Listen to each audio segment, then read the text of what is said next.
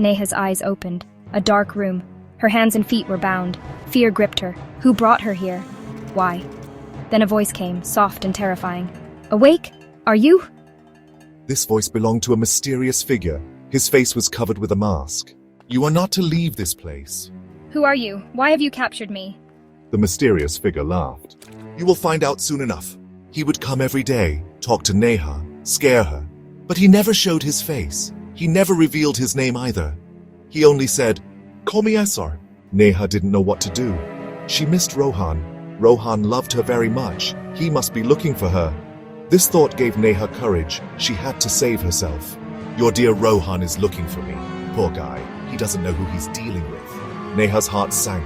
Was Rohan in danger? She had to warn Rohan, but how? Time was running out. Would she be able to escape? The mysterious figure's eyes were on her. Neha decided she would not give up. She had to save herself. Rohan was restless. Neha had disappeared. The police had no leads. Rohan didn't give up. He sought help from his friend Arjun, who was a hacker. Arjun went through Neha's phone records. One number kept appearing repeatedly. This number was linked to an old warehouse. Arjun, we need to trace this number. Rohan and Arjun reached the warehouse without delay. The warehouse was deserted. It was dark inside. Neha! Rohan shouted. There was no response. Then Arjun found a piece of paper on the ground. It had an address written on it, along with a threatening message. If you inform the police, Neha will be killed. Rohan's blood boiled. This was the work of SR. But who was SR? What was his motive? Rohan couldn't understand. But one thing was certain. He had to save Neha, no matter what. Arjun devised a plan. Together they formulated a strategy. Rohan said, "We will execute this." They shook hands and set out on their mission. Neha had decided that she would not give up. She paid attention to Mayavi's words, remembering every little detail. She had to save her life, and also save Rohan. One day, Mayavi mentioned that he was going to a party. This was Neha's chance. This is my chance. When Mayavi left, Neha started trying to free herself from her bindings. Years ago, her grandfather had taught her how to untie ropes. It was difficult, but not impossible. After hours of effort, she finally managed to free herself. Finally, I succeeded. There was a small window in the room.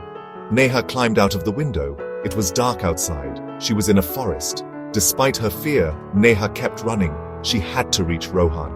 Neha increased her pace, hiding behind trees. She fell many times, but each time she got back up. In the distance, she saw a light and ran towards it.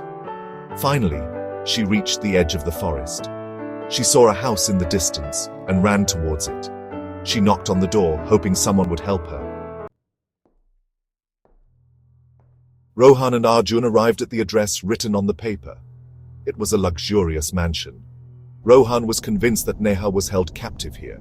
They sneaked into the mansion. Inside, a party was going on. And there, among the guests, stood Mayavi, his face still covered by a mask. There he is, Mayavi. Rohan started moving towards Mayavi, but then he saw that Mayavi had a gun, and it was pointed at Neha. Neha was also there, safe. Rohan's heart started pounding. What should he do? If he made a wrong move, Neha's life could be in danger. Rohan, run. Neha pushed Mayavi and shouted. A fight broke out between Mayavi and Rohan. A gunshot rang out, and a scream echoed. Rohan fell to the ground. Neha ran to Rohan and started crying. Mayavi disappeared into the darkness. The police arrived at the scene. The police took care of Neha. An ambulance also arrived. Rohan was taken away on a stretcher. Neha vowed to capture Mayavi, and thus a new battle began.